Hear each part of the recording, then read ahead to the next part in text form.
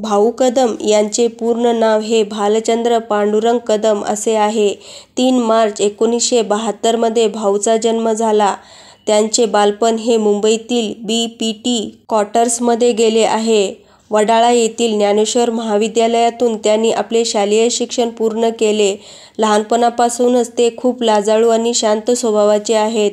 वडाळ्याला असताना भाऊच्या वडिलांचे अकाली निधन झाले. वडिलांच्या अकाली निधनानंतर भाऊ कदम हे कुटुंबियांसोबत वडाळ्याहून डोंबिवलीला स्थायिक झाले. त्यानंतर कुटुंबाचा गाडा पुढे नेण्यासाठी आणि घर खर्चाला मदत करण्यासाठी म्हणून त्यांनी मतदार नोंदीचं काम हाती घेतलं आणि ते त्यांनी करूनही दाखवलं. हे नाटक त्यांच्या कारकिर्दीतील टर्निंग पॉइंट ठरले. जाऊ तिथे खाऊ या नाटकामध्ये भाऊंनी साकारलेली भूमिका प्रमुख गाजली. या नाटकानंतर त्यांनी विविध नाटकांमध्ये वेगवेगळ्या भूमिका साकारण्याची संधी मिळाली. नाटकामध्ये काम करत असतानाच त्यांनी 9 पेक्षा जास्त मालिकांमध्ये काम देखील केलं आहे.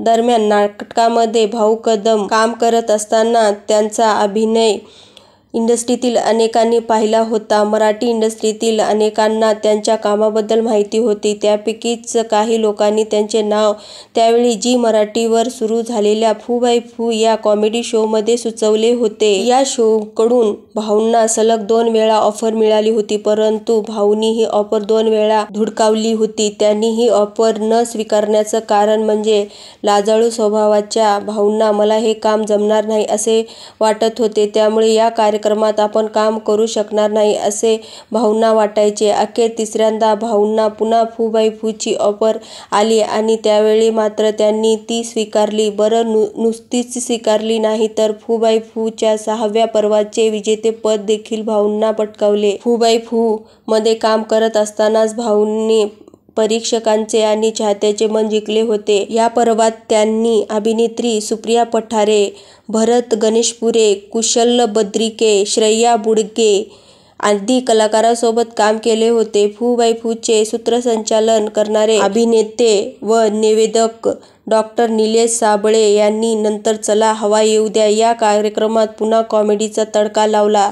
चला हवा येऊ द्या या कार्यक्रमामध्ये निलेश यांनी सूत्रसंचालन करण्यासोबतच विविध कॉमेडी स्किट्स देखील केले. त्यांच्या या भाऊ कदम हे चित्रपटसृष्टी व नाटकामध्ये जेवढे सक्रिय आहेत तेवढे आपल्या वैवाहिक जीवनामध्येही सुखी समाधानी आहेत. सततच्या बिझी शेड्यूलमध्ये ते आपल्या फॅमिलीला जास्त वेळ देऊ शकत नाहीत, पण जेवढा वेळ भेटतो तेवढ्या वेळामध्ये ते आपल्या फॅमिलीसोबत मजा मस्ती करतात व त्यांनी काही व्हिडिओ आणि फोटोसुद्धा आपल्या इंस्टाग्राम अकाउंटवर शेअर करतात.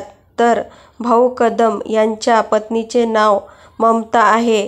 या दोघांना 4 मुलं आहेत, त्यापैकी 3 मुली आणि 1 मुलगा असं त्यांचं कुटुंब आहे. मृण्मयी, सचिता, समृद्धी आणि आराध्या अशी त्यांच्या मुलांची नावे आहेत. नाटक, मालिका याच्यासोबतच भाऊ कदमने चित्रपटांमध्येही त्यांचा अभिनयाचा ठसा उमटविला आहे.